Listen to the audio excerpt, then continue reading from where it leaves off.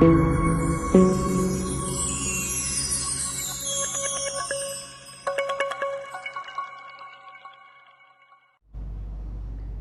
सत्कारयोग सतगुरां दी साजी निवाजी गुरु रूप प्यारी साध संगत जी,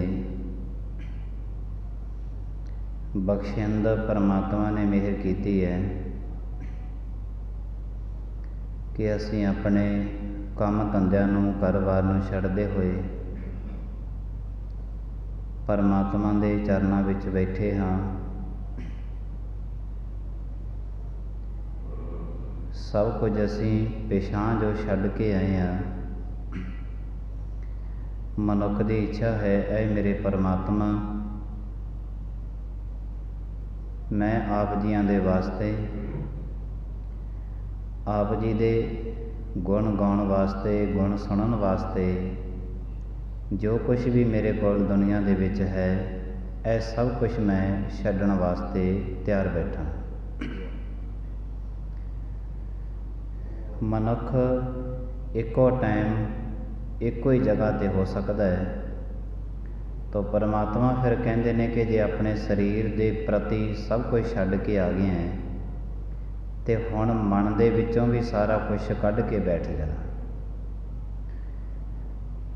शरीर परमात्मा के चरनां विच है, तो मन दे विचों भी सारे ख्याल कढ दे, मन नूं भी परमात्मा दे विच चरनां नाल जोड़, ताकि जो कुछ परमात्मा दे बोल ने वो तैनूं सुनाई दे जाण।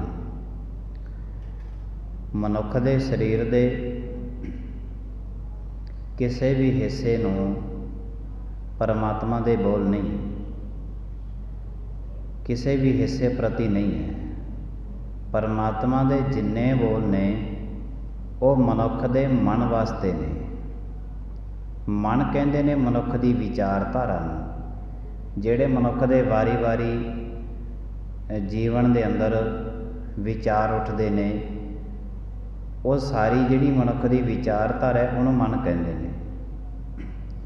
ते परमात्मा दे बोल ने मनुख दे मन दे प्रति, विचारधारा दे प्रति, कि जे तू एडे वड्डे परमात्मा दे दरबार विच आई गया ते वड्डे परमात्मा दे वड्डे बोल इत्थों लेके जाई।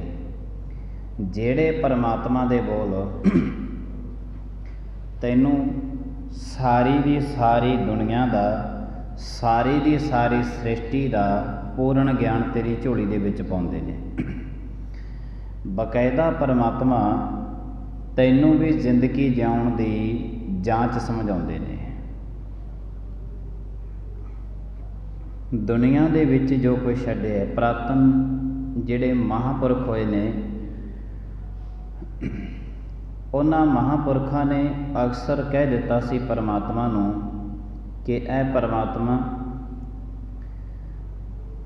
सानूं दीन चाहीदा है, दुनिया नहीं चाहिदी। असीं शक्ति प्रकार दे समाज दे पदार्थां नाल ठोकर मार सकते हाँ, कंध मूल खा के गुजारा कर लांगे, पर सानूं दुनिया नहीं चाहिदी, दीन चाहिदा। दुनिया अपने घर मकान बना के रहिंदी है, असीं दरख्तां दे थल्ले बह के रातां कट लांगे, दिन कट लवांगे, गर्मी कट लवांगे, ठंड कट लवांगे, पर सानूं दीन चाहिदा, दुनिया नहीं चाहिदी। जो कुछ भी दुनिया दे विच है, ऐ परमात्मा वो सब कुछ असीं तुहाडे दीन उत्तों दी कुर्बान करन वास्ते बैठे हैं। तां ही ते परमात्मा ने कहा कि तू अपना सब कुछ छड्ड के परमात्मा दे घर विच आवीं। जो कुछ तेरे कोल दुनिया दे विच है, मनुख ते परमात्मा नूं सारी जिंदगी गिनाउंदा रहिंदा है। परमात्मा मैनूं ऐ भी दिता, ऐ भी दिता, होर भी दे दे, होर भी दे दे। परमात्मा दे घर दे विच आके ते इह गल मनुख दे जवान दे विचों शोभनीक नहीं है। परमात्मा ते कहंदे जो कुछ तैनूं देना है वो देना है, जो नहीं देना वो नहीं देना। ਐ ਪਰਮਾਤਮਾ ਸਭ ਕੁਝ ਦੁਨੀਆਦਾਰੀ ਦਾ ਛੱਡ ਕੇ ਅਸੀਂ ਦੀਨ ਤੱਕ ਪਹੁੰਚਣ ਦੇ ਯਤਨ ਕਰਨੇ ਨੇ। ਦੀਨ ਤੱਕ, ਤੇ ਦੀਨ ਤੱਕ, ਪਰਮਾਤਮਾ ਤੱਕ ਪਹੁੰਚਣ ਦੇ ਜਦੋਂ ਯਤਨ ਕਰਨੇ ਨੇ, ਤੇ ਪਰਮਾਤਮਾ ਨੇ ਇਸ ਸਮਾਜ ਦੇ ਵਿੱਚ ਬਹੁਤ ਸਾਰੇ ਰਸਤੇ ਬਣਾਏ ਹੋਏ ਨੇ ਪਰਮਾਤਮਾ ਤੱਕ ਪਹੁੰਚਣ ਦੇ। ਤੋ ਪਰਮਾਤਮਾ ਨੇ ਇਸ ਮਨੁੱਖ ਨੂੰ ਇੰਨੀ ਸੋਝੀ ਦਿੱਤੀ ਹੈ ਕਿ ਤੂੰ ਵੱਡੇ ਪਰਮਾਤਮਾ ਦੇ ਨਾਲ ਜੁੜ ਕੇ ਵੱਡਾ ਹੋ ਜਾਵੇਂਗਾ। ਪਰ ਇੱਕ ਵਾਰੀ ਜੁੜ ਮਨ ਕਰਕੇ, ਜਿੱਥੇ ਤੂੰ ਸਾਰਾ ਕੁਛ ਦੁਨੀਆ ਦਾ ਇੱਕ ਪਾਸੇ ਛੱਡ ਕੇ ਆ ਗਿਆ, ਉੱਥੇ ਆਪਣੇ ਖਿਆਲ ਦੇ ਵਿੱਚੋਂ ਵੀ ਸਾਰਾ ਕੁਛ ਕੱਢ ਦੇ। ਹਾਥ ਪਾਓ ਕਰ ਕਾਮ ਸਭ ਚੀਤ ਨਿਰੰਜਨ ਨਾਲ। ਕੰਮ ਵੀ ਕਰਨੇ ਨੇ, ਕਿਉਂਕਿ ਗੁਰਬਾਣੀ ਨੇ ਹਮੇਸ਼ਾ ਦੁਨੀਆ ਨੂੰ ਦੋਨੇ ਪੱਖਾਂ 'ਤੇ ਬਰਾਬਰ ਰੱਖਿਆ ਹੈ। ਇਹ ਨਹੀਂ ਹੈ ਕਿ ਘਰ-ਬਾਰ ਛੱਡ ਕੇ ਧਾਰਮਿਕ ਸਥਾਨਾਂ 'ਤੇ ਬੈਠੇ ਰਹੋ, ਕੰਮ ਵੀ ਕਰੋ, ਪਰ ਹੱਥਾਂ ਪੈਰਾਂ ਦੇ ਨਾਲ ਕੰਮ ਕਰੋ। ਜਿਹੜਾ ਤੁਹਾਡਾ ਚਿੱਤ ਹੈ, ਜਿਹੜਾ ਤੁਹਾਡਾ ਮਨ ਹੈ, ਇਹ ਪਰਮਾਤਮਾ ਦੇ ਨਾਲ ਜੁੜਿਆ ਹੋਣਾ ਚਾਹੀਦਾ ਹੈ। ਸਰੀਰ ਕਰਕੇ ਕੋਈ ਪਰਮਾਤਮਾ ਦੇ ਨਾਲ ਜੁੜਿਆ ਹੈ ਤੋ ਗੁਰੂ ਸਾਹਿਬ ਜੀ ਮਹਾਰਾਜ ਕਹਿੰਦੇ ਸਰੀਰ ਦਾ ਕੀ ਹੈ, ਇਹਨੂੰ ਤੇ ਕਰੋੜਾਂ ਤਰ੍ਹਾਂ ਦੇ ਰੋਗ ਵੀ ਲੱਗ ਸਕਦੇ ਨੇ। ਇਹਦੇ ਵਿੱਚੋਂ ਤੇ ਇੱਕ ਅੱਧਾ ਰੋਗ ਵੀ ਜੇ ਲੱਗ ਗਿਆ ਤੇ ਦੁਰਗੰਧੀ ਪੈਦਾ ਹੋ ਜਾਊਗੀ। ਇੱਕ ਅੱਧਾ ਰੋਗ ਲੱਗ ਗਿਆ ਸਰੀਰ ਤੇ, ਕਹਿ ਦੂਗਾ ਕਿ ਨਹੀਂ ਇਸ਼ਨਾਨ ਹੋ ਸਕਦਾ। ਔਰ ਸਾਰਾ ਕੁਛ ਸਰੀਰ ਦੀ ਜਿੰਨੀ ਯਾਤਰਾ ਦੁਨੀਆ ਦੇ ਵਿੱਚ ਕਰਦਾ ਹੈ, ਇਹਦੀ ਸਾਰੀ ਦੀ ਸਾਰੀ ਯਾਤਰਾ ਸ਼ਮਸ਼ਾਨ ਘਾਟ ਦੇ ਵਿੱਚ ਜਾ ਕੇ ਮੁੱਕ ਜਾਂਦੀ ਹੈ। ਤਾਂ ਕੀ ਕਰੇਗਾ? ਪਰਮਾਤਮਾ ਤੇ ਪਹਿਲਾਂ ਹੀ ਦੱਸੀ ਜਾਂਦੇ ਨੇ ਤੈਨੂੰ ਕਿ ਸਰੀਰ ਦੀ ਯਾਤਰਾ ਸ਼ਮਸ਼ਾਨ ਘਾਟ ਦੇ ਵਿੱਚ ਜਾ ਕੇ ਮੁੱਕਣੀ ਹੈ। ਜਿਹੜੇ ਤੇਰੇ ਮਨ ਦੀ ਯਾਤਰਾ ਹੈ, ਇਹ ਪਰਮਾਤਮਾ ਤੱਕ ਪਹੁੰਚਣੀ ਹੈ। ਜਿਹੜੇ ਤੇਰੇ ਵਿਚਾਰਧਾਰਾ ਨੇ, ਜੋ ਕੁਛ ਤੇਰੇ ਅੰਦਰ ਚੱਲੀ ਜਾਂਦਾ ਹੈ, ਜਿੰਨਾ ਕੁਛ ਤੂੰ ਅੰਦਰ ਸੋਚੀ ਜਾਂਦਾ, ਇਹ ਪਰਮਾਤਮਾ ਤੱਕ ਪਹੁੰਚਣੇ ਨੇ। ਦੁਨੀਆ ਨੂੰ ਇੱਕ ਪਾਸੇ ਲਾਂਭੇ ਕਰਕੇ ਦੀਨ ਤੱਕ ਪਹੁੰਚਣਾ ਹੈ। ਤੇ ਦੀਨ ਤੱਕ ਪਹੁੰਚਣ ਵਾਸਤੇ ਮਨੁੱਖ ਨੂੰ ਦੁਨੀਆ ਤੋਂ ਉਦਾਸ ਨਿਰਾਸ਼ ਹੋਣਾ ਹੀ ਪੈਂਦਾ ਹੈ, ਹੋਣਾ ਪੈਂਦਾ ਹੈ। ਉਦਾਸੀਨ ਇੱਕ ਸੰਪਰਦਾਇ ਪੰਥ ਹੈ। ਉਦਾਸੀਨ ਅਸੀਂ ਕਹਿ ਦਿੰਦੇ ਹਾਂ ਕਿ ਉਦਾਸੀਨ ਮਹਾਤਮਾ ਦਾ ਡੇਰਾ ਹੈ। ਉਦਾਸੀਨ ਦੇ ਜਿਹੜੇ ਅੱਖਰੀ ਅਰਥ ਨੇ, ਉਦ ਆਸਨ। ਉਦ ਆਸਨ ਦਾ ਮਤਲਬ ਹੈ ਕਿ ਆਪਣੇ ਆਪ ਦੇ ਵਿੱਚ ਆਸਨ ਰੱਖਣਾ। ਇਹ ਬਚਨ ਚੱਲਿਆ ਸੀ ਬਾਬਾ ਸ਼੍ਰੀ ਚੰਦ ਜੀਆਂ ਤੋਂ। ਗੁਰੂ ਨਾਨਕ ਦੇਵ ਸਾਹਿਬ ਜੀ ਮਹਾਰਾਜ ਜੀਆਂ ਦੇ ਵੱਡੇ ਸਪੁੱਤਰ ਨੇ, ਤੇ ਉਹਨਾਂ ਬਾਬਾ ਸ਼੍ਰੀ ਚੰਦ ਜੀ ਜਿਹੜੇ ਇਹ ਬਚਪਨ ਤੋਂ ਹੀ ਸੀ ਜਿਹੜੇ ਉਦਾਸ ਰਹਿੰਦੇ ਸੀ, ਬਚਪਨ ਤੋਂ ਉਦਾਸ। ਇਹਨਾਂ ਨੇ ਬਚਪਨ ਤੋਂ ਉਦਾਸ ਰਹਿਣਾ।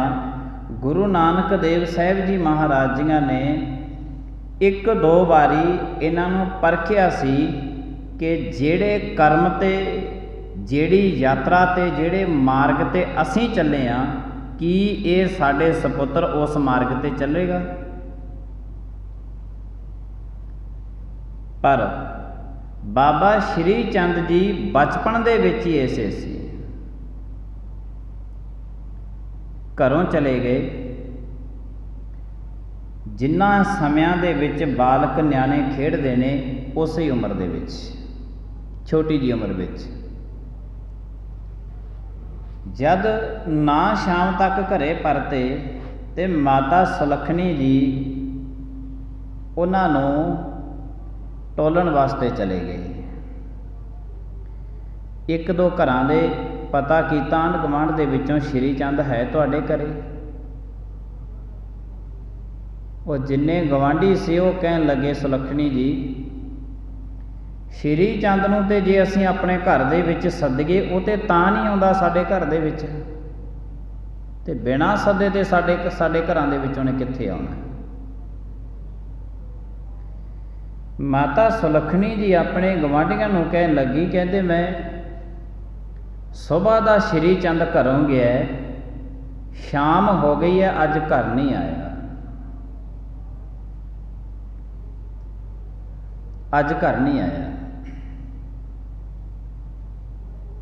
ਫਿਕਰ ਸਤਾਉਣ ਲੱਗੀ ਤੇ ਉਸ ਵਕਤ ਫਿਰ ਮਾਤਾ ਸੁਲੱਖਣੀ ਜੀ ਨੂੰ ਜਿੱਥੇ ਬਾਲਕ ਇਕੱਠੇ ਹੋ ਕੇ ਨਿਆਣੇ ਖੇਡਦੇ ਸੀ ਉਹ ਜਗ੍ਹਾ ਤੇ ਮਾਤਾ ਸੁਲੱਖਣੀ ਜੀ ਚਲੇ ਗਏ, ਕਿ ਸ਼ਾਇਦ ਹੋ ਸਕਦਾ ਬਾਲਕਾਂ ਦੇ ਨਾਲ ਖੇਡਦਿਆਂ ਨੂੰ ਨਹੀਂ ਪਤਾ ਲੱਗਿਆ ਸਮੇਂ ਦਾ, ਕਿਉਂਕਿ ਪੁਰਾਣੇ ਜ਼ਮਾਨਿਆਂ ਦੇ ਵਿੱਚ ਬਾਲਕ ਸੀ ਜਿਹੜੇ ਉਹ ਇਕੱਠੇ ਹੋ ਕੇ ਖੇਡਦੇ ਹੁੰਦੇ ਸੀ ਪਿੰਡ ਦੀ ਇੱਕ ਦੋ ਜਗ੍ਹਾ ਦੇ ਉੱਪਰ, ਤੇ ਜਿਹੜੀ ਜਗ੍ਹਾ ਤੇ ਬੱਚੇ ਖੇਡਦੇ ਹੁੰਦੇ ਹੱਸਦੇ ਹੁੰਦੇ, ਸਿਆਣੇ ਬਜ਼ੁਰਗ ਕਹਿੰਦੇ ਸੀ ਇੱਥੇ ਰੱਬ ਖੇਡਦਾ ਫਿਰਦਾ ਹੈ, ਇੱਥੇ ਰੱਬ।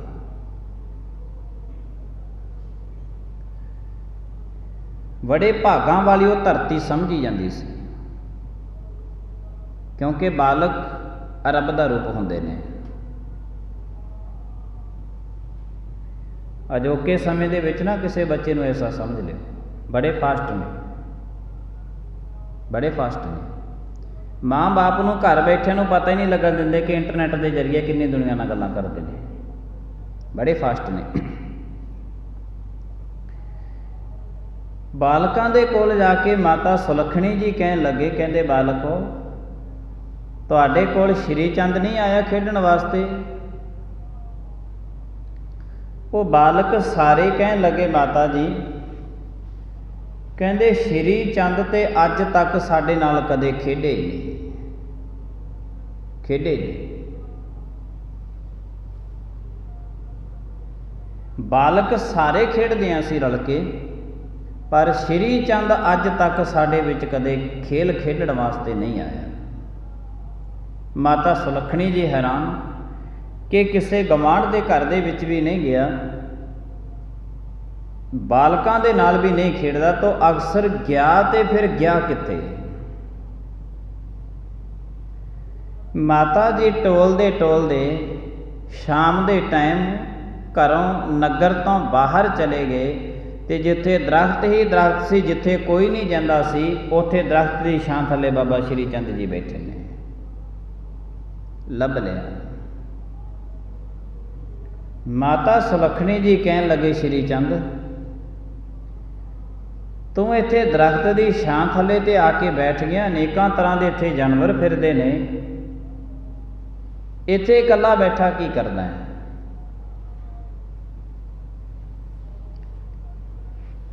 ਬਾਬੇ ਸ਼੍ਰੀ ਚੰਦ ਜੇ ਬੋਲ ਸੀ, ਕਹਿੰਦੇ ਮਾਂ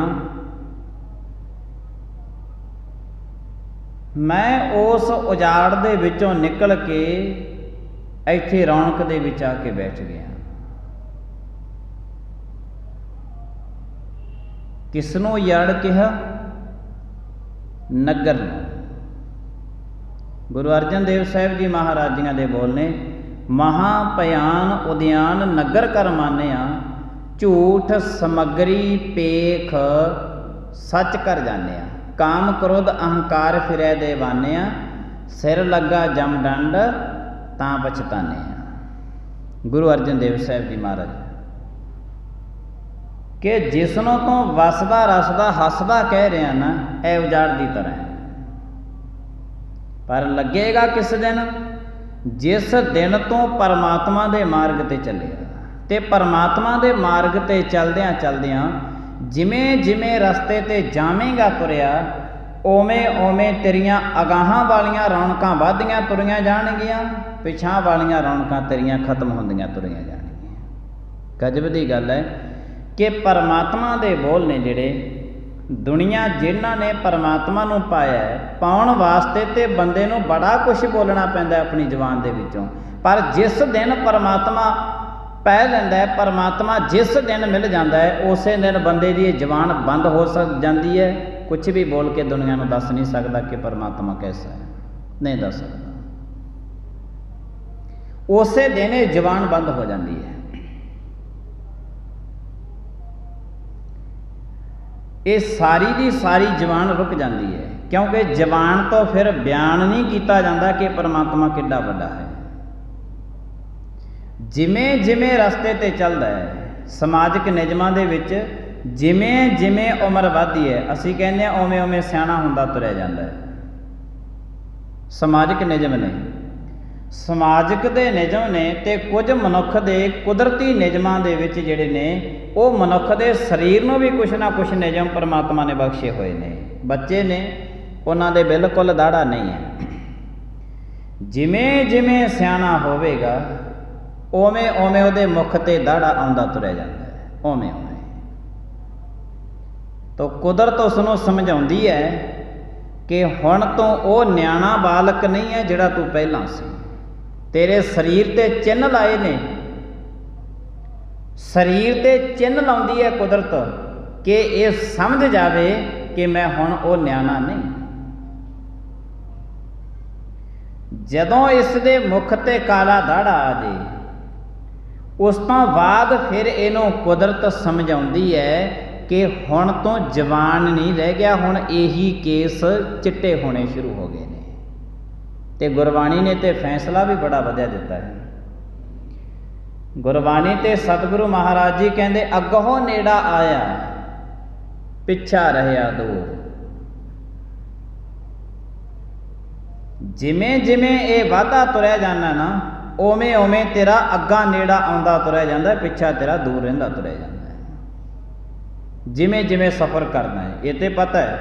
कोई अपने मनुख घर दे विचों जांदा है काम धंधे वास्ते, जिमें जिमें काम धंधे वास्ते बाहर नूं चले जांदा उहदा घर पिछे रहिंदा तुरया जांदा है, अग्गा नेड़ा हुंदा तुरया जांदा है।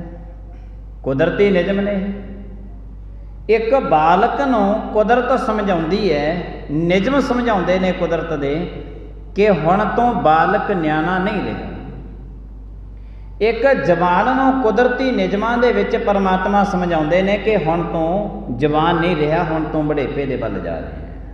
दाड़े दे केस, सिर दे केस ए चिट्टे होने शुरू हो जाते हैं। कुदरती नियम ने। वो गल वखरी है कि मनुख बड़ा फास्ट चलता है ना, तो ये बचपने चों निकल के जवानी विच आउंदा है, नहीं आता। क्योंकि ज्यों ही इस दे मुख दे दाढ़ी इनू दिसी, मुछां इनू दिसियां, ये नाल दी नाल उन्हां नूं कटिंग करा दिंदा है, कटिंग करा दिंदा है। थोड़ा जिहा फिर होर वड्डा हुंदा है, चलो तो निदान ने बच्चे कह के उन्हां नूं समझाया जा सकदा भी अणजाण ने। जेड़े मनुख दे चिट्टे केस आउणे शुरू हो जाण, जे वो भी कहे कि मैनू चिट्टे परवान नहीं है, मैं इन्हों भी काले करना, इनू कौन समझावेगा? इनू कौन समझावेगा? ये भी एक जतन नहीं लखां जतन करता है कि मैं ये चिट्टे केसां करके बुढ़ा ना लगा, मैनू जवान ही कहन सारे। ये भी कल्ले दाढ़ी नहीं कटाउंदा, ये फिर अनेकां तरह के जतन भी करता बेचारा, जतन करता है कि किवें ना किवें लगा। दुनिया नूं ਇੱਥੇ दुनिया दे विच ते अपने आप ਨੂੰ जवान अखवालेगा, रब दे घर दे विच किवें जवान अखवावेगा? उत्थे किहड़े हिसाब दे नाल अखवावेगा? ये ते कुदरती नियमां दे विच परमात्मा तैनूं समझा रहे ने। ते शरीर ते जिन्ने दे हार शिंगार लाउणे ने ला ली, ए सब दे सब शमशान घाट विच जाके खत्म हो जाने ने। किन्ने क जतन करेगा? तो अजोके समय दे विच इन्हां ना ते नौजवान समझण वास्ते तैयार है कुदरत दे नियमां नूं, रब दे हुक्म नूं, ते एक बुढ़िया ने भी कुदरत दे नियमां नूं अते रब दे हुक्म नूं छिके टंग रखे। कोई नहीं चाहुंदा कि साडी दाढ़ी चिट्टी होवे। ये ते दुनिया दे विच हैरान रह जांदे जिहड़े मनुख ने कोई अपने सज्जी दाढ़ी रखी हुई है ना, जिन्हें जमा नहीं कटाई, अदरवाइज जे वो दाढ़ी रखी रखे तो उन्होंने उम्र के हिसाब के नाल नहीं नापते, दाड़े के हिसाब के नाल नापते ने, कहते हुण तू तो बुढ़ा हो गया। जिवें आप कदे ना तो बुढ़े होए होंदे ने ते ना किसी ने होना है। इस हिसाब के नाल नापिया तोलिया जाए। बड़े जतन जिहड़ा है मनुख करता रहिंदा है कि कोई जतन करा, पर सतगुरु महाराज जी, गुरु ग्रंथ साहिब जी महाराज समझाउंदे ने कि जे मत्था टेकदे आके ते कुछ ना कुछ पल्ले ते बन के ले जा, कुछ ते बन लै पल्ले। ये कुदरती निजमां दे विच जो तैनूं बचपन दे विच मिलिया सी वो मिलिया सी, हुण जवानी दे विच मिलिया। जो बचपन दे विच मिलिया सी चलिया गया, जो जवानी दे विच मिलिया चलिया गया, जो तैनूं बुढ़ेपे दे विच मिलिया यह सब कुछ चलिया जाना, सब कुछ चलिया जाना। चप्पल चलन रतन से सुनियर बह गए, हेड़े मोती धाहा से जानी चल गए। फैसला तो गुरबाणी दे रही है। मनुख ते करोड़ां कदम परमात्मा तो दूर फिरदा है, बड़ी दूर चलिया गया। तो चेते रखना, जिन्ना मनुख दूर गया इनू उन्ना ही चल के नेड़े आना पैना है। गुरु साहब जी महाराज कहते तेरे कोलों सब चलिया जाना है, पर तू ये कर्म ना कर।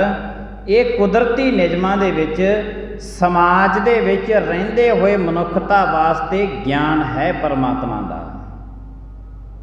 जिहड़ा समय समय ते परमात्मा ज्ञान मनुख की झोली दे विच पाउंदे ने कि हौली हौली निराश हो जा, उदास हो जा, काम धंधे कर, अपनी किरत कमाई कर, पर इन्ना भी इस चिक्कड़ दे विच खचत ना हो जी कि दुनिया के चिक्कड़ दे विच डुब के खत्म हो जाए। इन्ना भी ना डुबी,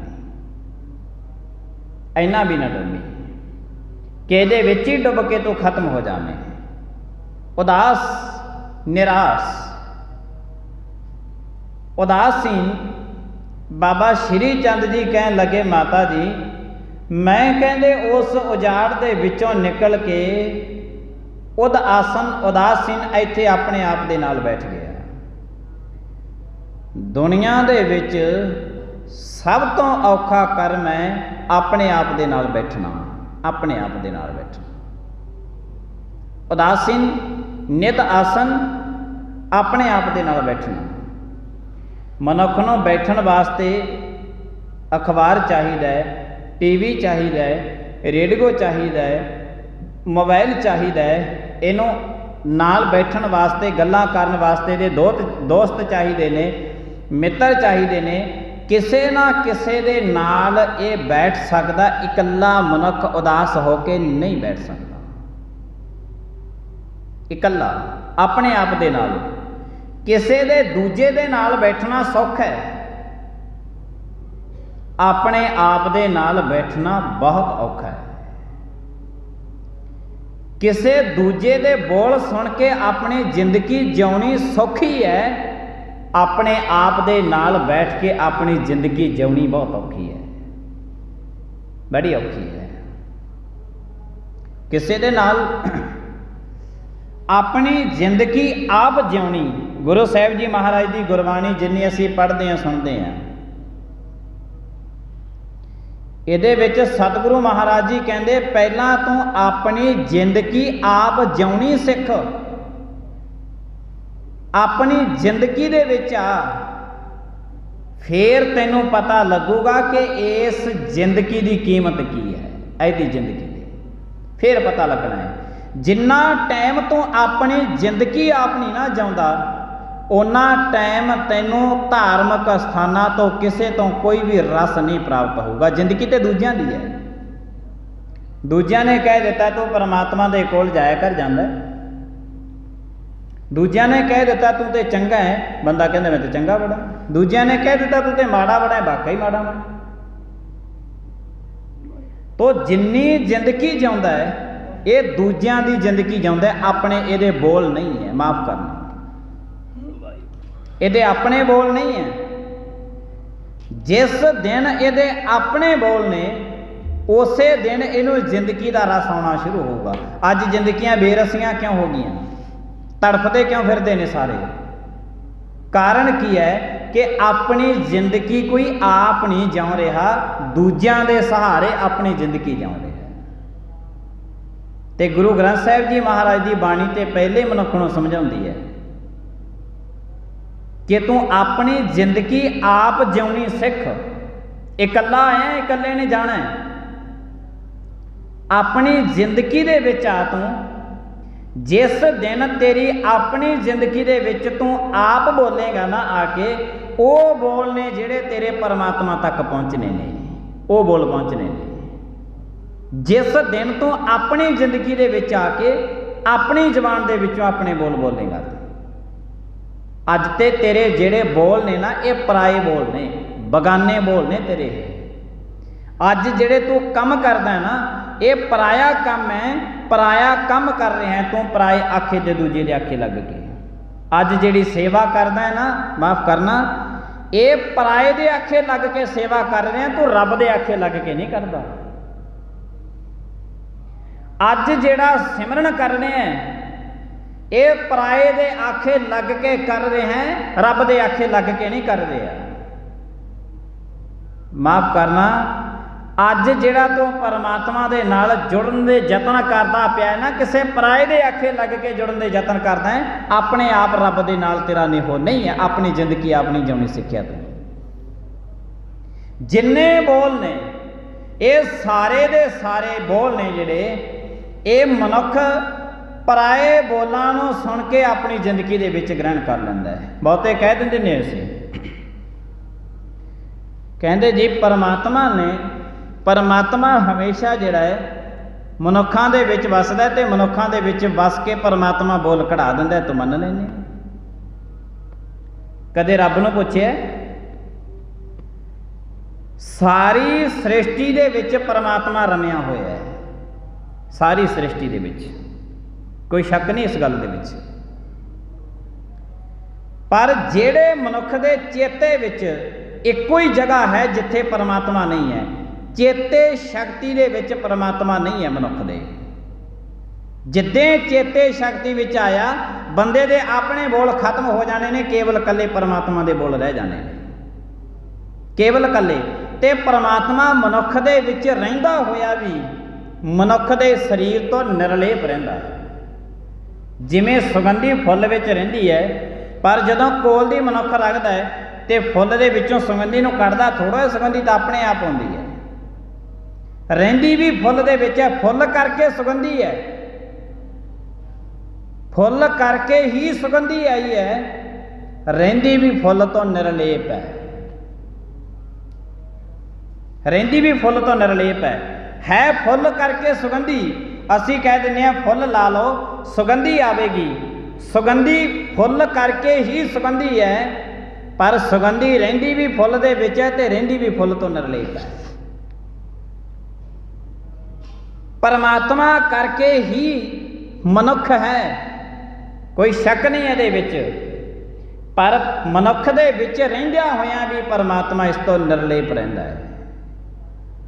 ते जिस दिन मनुख दे अपने बोल मिट जान उसे दिन परमात्मा दे जिहड़े ने शाश्वत बोल ये जबान दे विचों बोलदा है। तो गुरु साहिब जी महाराज किरपा करन, परमात्मा ने कहा कि अपनी जिंदगी तू आप जिउणी सिख,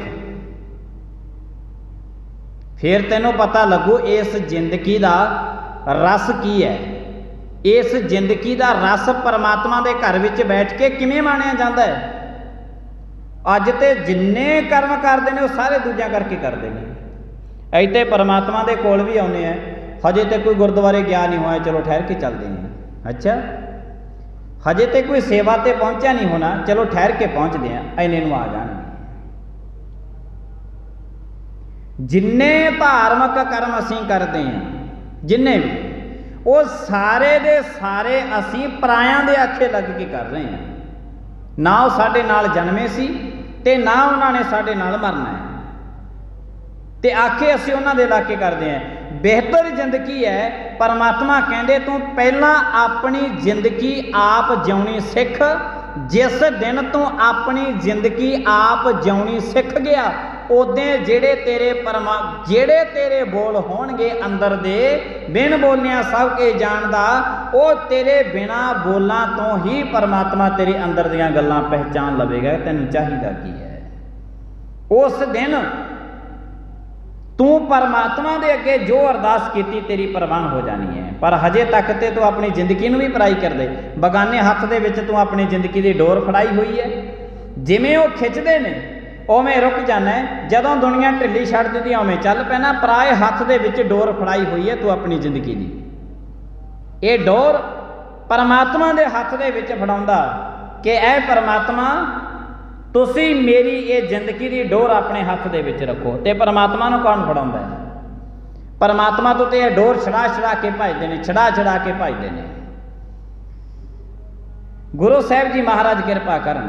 बाबा श्री चंद जी कहन लगे, कहते माता मैं तो वो उजाड़ दे विचों इत्थे आके बैठ गया, अपने आप दे नाल बैठ गया, उदास सी, उदास हो गए। माता सुलखणी जी कहन लगे पुत्र, कहते हुण शाम का टाइम हो गया, चल जिन्ना टाइम तू अपने आप दे नाल बैठ लिया ठीक है, हुण तू अपने घर दे विच चले जा। ते माता सुलखणी जी उन्होंने घर दे विच लैके आए। बचपन तो ही गुरु नानक देव साहब जी महाराज जी ने एक दो बारी देखिया, सोचिया, परखिया, बहुती कसवट्टी ते गुरु नानक महाराज ने नहीं लाई सी, क्योंकि गुरु नानक महाराज नूं पहले ही पता लग गया सी कि जेड़े मार्ग ते असीं इहनूं चलाउणा चाहुंदे हां ये उस मार्ग ते नहीं चलेगा, नहीं चलेगा। ये अपना मार्ग खुद तैयार करेगा, अपना मार्ग खुद तैयार करेगा। गुरु नानक नूं इस करके पता लग गया सी क्योंकि ये महान आत्मा संसार दे विच आई है। महान आत्मा बाबा श्री चंद जियां ने जन्म वास्ते फिर महान किसी माँ और पिता की लोड़ पैनी सी, जिहदे करके महान माँ और बाप दे घर महान आत्मा बाबा श्री चंद जी आए। ते बाबा श्री चंद जी बचपन तो लेके उदास सन, उदास सन, ते नेहो इन्ना सी प्यार, प्यार इन्ना सी। गुरु अंगद देव साहब जी महाराज, गुरु अमरदास साहब जी महाराज, गुरु रामदास साहब जी महाराज, गुरु अर्जन देव साहब जी महाराज, गुरु हरगोबिंद साहब जी महाराज, 6 पात 5 पातशाहियां तो जिहड़ी रस्त सी ना उदासीन संप्रदा दी, बाबे श्री चंद जियां दे साधुआं दी, वो सारी दी सारी जिहड़ी रस्त पानी सी, जेड़ा उन्हां दा भोजन पानी सी, बाबा श्री चंद जी पातशाहियां तो ले आके छकदे रहे, क्योंकि गुरु नानक महाराज नूं पता सी कि इन्हां ने जेड़ा किसी जगह तो कदे कितों मंग लिया, कदे कितों मंग लिया, इन्हां दी जिंदगी दे विच नहीं आवेगा, नहीं आवेगा, ते आया भी नहीं, आया भी नहीं। ते उन्हां नूं पहले पता लग गया सी। फिर बाबा श्री चंद जी महाराज, क्योंकि गुरु नानक दा अपना घर सीगा, सब दा घर सी, 6वें पातशाह महाराज तक जिन्ने भी बाबा श्री चंद जियां दे नाल साधु महात्मा उन्हां दे नाल मंडली हुंदी सी, उन्हां दे डेरियां दा जिन्ना रस्त पानी हुंदा सी, वो आके गड्डियां ते लद के इत्थों महाराजियां दे घर दे विचों ही सारा रस्त पानी जिहड़ा उन्हां दा चलदा हुंदा सी। तो इहदा कारण सी कि असीं कल जिहड़ा सरवण कीता सी कि नागे साधुआं ने हरमंदर साहिब वास्ते होर बड़ा वड्डा ये इतिहास है, ਜਿਹੜੇ सारे इतिहास की जदों असीं पड़चोल करते हैं ना, उहदे विच सानूं ये गल नज़र ही नहीं आउंदी कि 2 सी, गुरु नानक ते बाबा श्री चंद 2 सी, नज़र नहीं आउणी किते। पर समय समय के मुताबिक जिमें जिमें लोग पढ़ते लिखते जाते हैं, जिमें जिमें ज्ञानां सों जमदे जाते हैं, इन्हां ने सारा कुछ ही वखरा करके रख दिता। किसी प्यो पुत नूं इकल्ला नहीं रहन दिता, किसी धर्म नूं इकल्ला नहीं रहन दिता। इन्हां ने ये किसी नूं बैठिਆਂ जरदे नहीं है कि 2 संप्रदाय एक जगह पर बैठे होण, नहीं, तू अड है वो अड ने, वक्खो वक्खरे सब कुछ बना दिता। पर जदों असीं इतिहास की पड़चोल करते हैं तो इतिहास दे विच सारी दी सारी संप्रदा, सारी दियां सारियां टकसालां, सारा कुछ जिन्ने ब्रह्म ज्ञानी पीर पैगंबर अवतार औलीए होए, इन्हां दा सारियां दा संगम एक ही जगह ते है, वो गुरु ग्रंथ साहिब जी महाराज जियां दे विच है। जिन्हें किसी ने इतिहास पढ़ना है पढ़ो, गुरबाणी सरवण करो।